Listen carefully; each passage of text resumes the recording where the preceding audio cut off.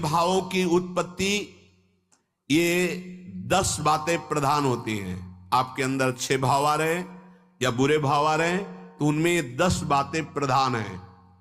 पहला, स्थान। आप कहां बैठे हैं, कहां रह रहे हैं, किस जगह खड़े हैं, आपको स्थान देख करके ही बर्ताव में उतरना है। जैसे मदिरालय है, आप वहां खड़े होंगे तो तमोगुण अपने आप बढ़ने लगेगा, आसुरी प्रवृत्ति बढ़ने लगेगी। ऐसे ऐसे जिस स्थान पर खड़े होने से, देखने से, बात करने से हमारी वृत्ति बिगड़ रही, उस स्थान का तत्काल त्याग कर देना चाहिए, वहां से हट जाना चाहिए। पहला है स्थान। जैसे सत्संग, यमुना जी का एकांतिक पावन तट, किसी लता के नीचे, किसी संत भगवान के सानिध्य में, अब हमारा ये स्थान भजन वृत्ति बढ़ाएगा। उस व्यक्ति का घर जिसके पास जाने से वासनाएं बढ़ रही, उस स्थान में जहां दृश्य देखने से हमारे अंदर गंदी बातें आ रही, पहला है स्थान। दूसरा है अन्न। बहुत बड़ा प्रभाव अन्न का होता है। अगर अधर्म के द्वारा कमाया हुआ अन्न है तो बुद्धि अधर्म में ही लगेगी। यदि भोजन पकाते समय, रसोई रांधते समय आप विकारात्मक चिंतन कर रहे हैं तो कोई भी प्रसाद पाए उसके अंदर विकार जागृत हो जाएगा। अन्न का बहुत बड़ा प्रभाव पड़ता है। एक बार पूज्य पाद उड़िया बाबा जी महाराज अपने परिकर के साथ भ्रमण में थे तो किसी बड़े धनी मानी ने निमंत्रण दिया, महाराज आज यहीं रुको। तो बाबा ने कहा हम लोग गांव के अंदर नहीं रुकते, तो बाहर कोई वृक्षों का समुदाय, जंगल जैसा, तो उसमें वहां रुके, पर भोजन उनकी तरफ से, भोजन सबने पाया। जब सुबह हुआ तो महात्मा जन, साधक जन एक दूसरे की तरफ देखे और बोले आज तो हमको बड़ा दोष हुआ, गंदा स्वप्न आया और हमारा संयम बिगड़ गया। बोले ये तो हमको भी हुआ, जितने थे सबको हुआ। उड़िया बाबा के समीप गए, बाबा ने कहा अच्छा ऐसा हुआ, ये तो अन्न दोष है, बुलाओ सन्न पवाने वाले को, फिर चलेंगे।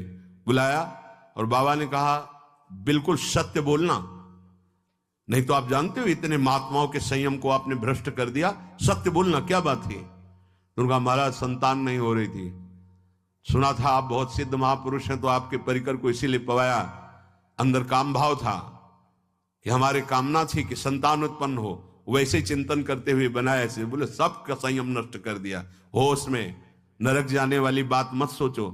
अरे संतों को पवाओ जैसे अपने पुत्र को पवाते हैं, ऐसी भावना करनी चाहिए। आज हो भाग्य तो परिणाम खुद मंगल में निकलेगा। काम भाव से युक्त होकर क्यों बनाया, सब संतों के अंदर विकार पैदा कर दिया।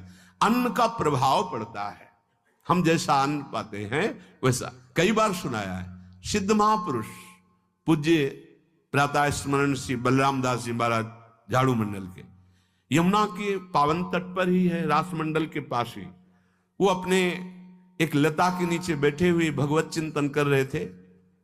अचानक यमुना जिस नजदीक है तो कोई माई स्नान किए हुए निकली तो नेत्रों ने देखा और विकार उत्पन्न हो गया।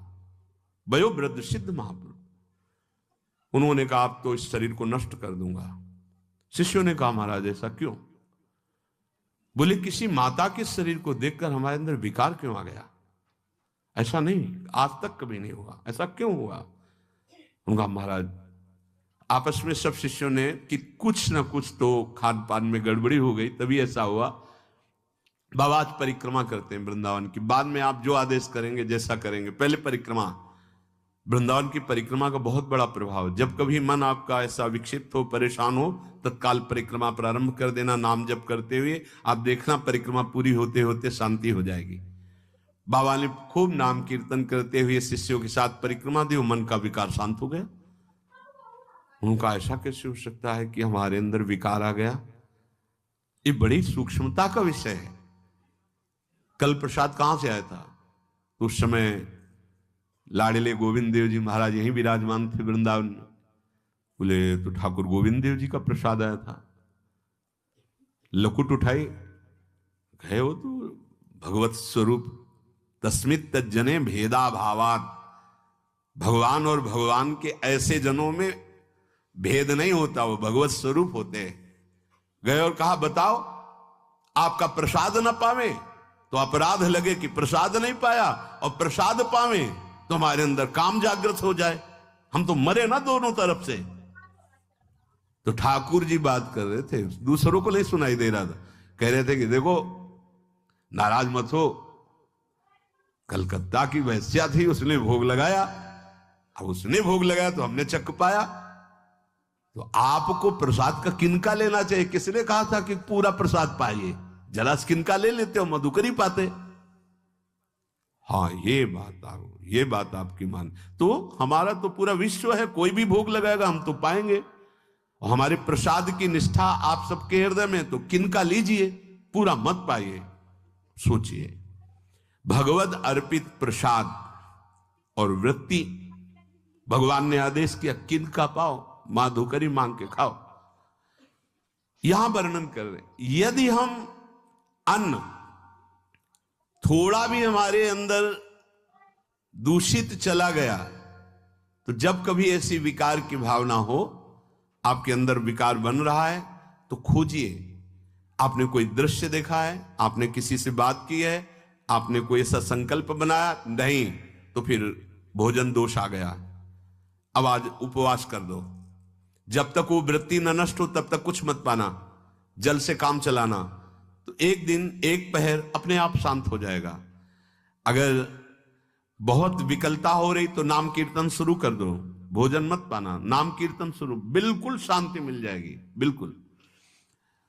और ये तो उदाहरण महापुरुष इसलिए देते कि हम सावधान रहें। हमारे अच्छे भाव या बुरे भाव में ये 10 बातें बहुत प्रभाव डालती हैं। पहला स्थान, दूसरा अन्न, और तीसरा जल।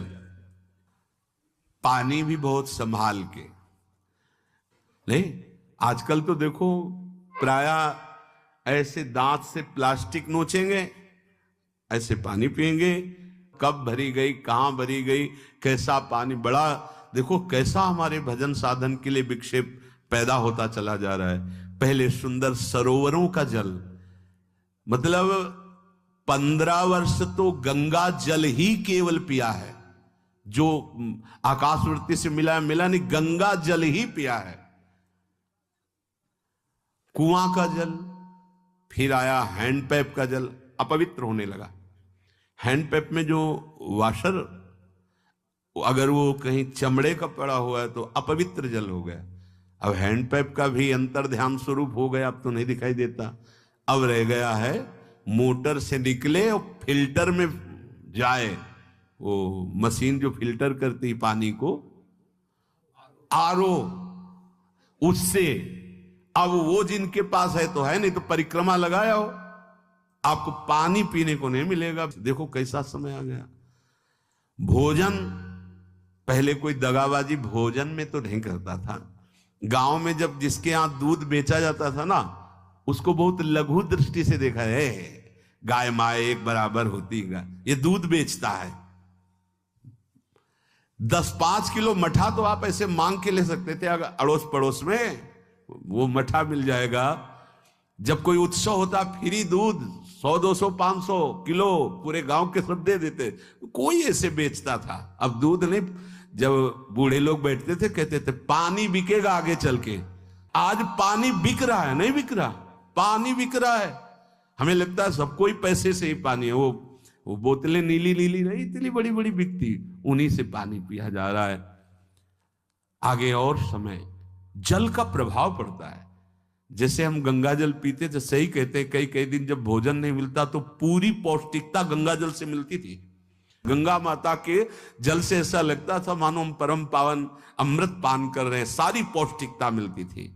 कुएं का जल अपने आप में पौष्टिकता से युक्त होता, जो हमें चाहिए। आज देखो जल की समस्या हो गई, पवित्र जल पीने के लिए हम तरस रहे हैं। कहां जल, और कैसे मिलेगा जल? या तो आप पैसे वाले हो तो आप खरीद करके पीजिए, नहीं तो अब वो जल नहीं रह गया कि कुएं से निकाला पी लिया या सरोवर से पी लिया, या कैसा दुर्भाग्य है। जल का बहुत बड़ा योग है साधना में। जैसे स्थान का तो परम पावन वृंदावन धाम, अन्न का तो अब हम भगवत प्रसाद पाते हैं, तो जल का बहुत बड़ा योग है, आज दूषित होता चला जा रहा है, क्योंकि अब हाथ की बात नहीं रह गई है कि आप सुंदर कुआं से जल लें या सरोवर से जल लें या आप नदी से जल लें। हाँ, स्वामी जी के लिए लिखा हुआ है कि रोज यमुना स्नान और रोज यमुना जल ही पान। हमारे वृंदावन के समस्त भगवत स्वरूपों का स्नान यमुना जल से ही होता था, हो रहा है और होता ही रहेगा। बिहारी जी के लिए आज भी कलश में भरकर यमुना जल ही जाता है। तो वो कपड़ा से ऐसे ढक के जब हम 2 बजे परिक्रमा देते थे तो एक महाभागवत है, वो किसी को छूते नहीं, दूर से कहते छूना मत, बिहारी जी के लिए जल जा रहा है स्नान के लिए बिहारी जी का।